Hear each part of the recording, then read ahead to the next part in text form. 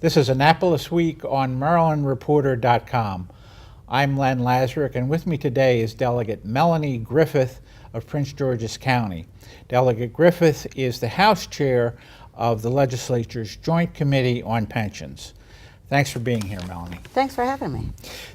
The legislature has just approved lots of major changes in pensions for state employees and teachers, and they strongly protested a lot of these moves. Why were the changes necessary? Well, we've been working on addressing the pension liability for a number of years in order to ensure that when our employees and teachers retire, the money's actually there to make the payments for them each month. So we had to review our system to make sure that it was both affordable and sustainable for the state. The teachers union has claimed that now you're reversing the improvements that were made back in 2006, and again their pensions are the worst in the nation. Is there any truth to that? I would argue that they're still retaining a pretty valuable resource by having a defined benefit. Most of the private firms that are offering pension plans to their employees have moved to a defined contribution plan, which really offers much less security for the retirees and an unstable or uncertain monthly income. By retaining the defined benefit, we've ensured that our employees, our current employees, will get 54% of their current income if they work to full retirement, and that new employees will get 45 plus Social Security on top for both groups. And we believe that's a pretty attractive benefit that will help us recruit and retain teachers and employees. How did these changes help the state in terms of the unfunded liabilities? That was one of the basic things that you were trying to work on, right? Yeah, well, actually, you mentioned the enhancement that we passed back in 2006, and one of the things that we did was relatively expensive is we provided a retroactive benefit for some employees who had not been paying a contribution to the pension plan.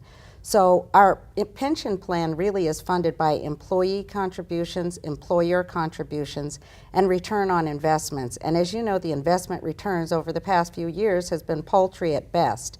So in order to maintain the benefit, we have to ask our employees to contribute a little bit more so that we can ensure the money will be there. Are you going to have to come back again and do this? That pension commission is still going on. As a matter of fact, I talked to Cass Taylor about a week ago, and he said they plan on having a meeting in April to assess what you folks have done. Do you think there are going to need to be more changes in the future?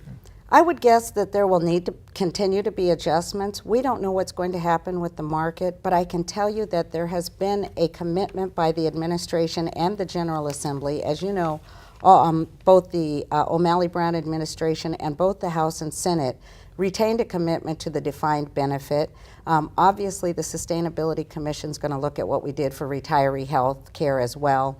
And you really look at those two benefits together. So I suspect that we'll always be looking, and we should be. And the retiree health only affects the state employees. It doesn't affect the teachers. The teachers are taken care of by their local jurisdictions, correct, right? Correct. And why were the changes needed for the retiree health benefits? Well, actually, our prescription drug is the largest cost driver in our retiree health plan. And a few years ago, back in 2004, the federal government came and told us that we needed to make sure that we had resources on hand to pay for our retiree health benefits. Similar to the reasons we needed to do some pension adjustments. We have to ensure the rating agencies and our federal government that we have the money to pay the benefits when people come to collect them. And so what we had been doing in years past is paying an annual required contribution, and now we need to show those rating agencies that we're prepared to address our whole liability. So we have billions of dollars in health care. And you really hadn't been putting aside any money for that. We'd been putting just a very, very small percentage of what needed to be on hand if all of those who were eligible came to collect the same day. And so basically we've made aggressive steps towards making sure that we have those revenues on hand. Thanks for being with us today. And this is Annapolis Week on MarylandReporter.com.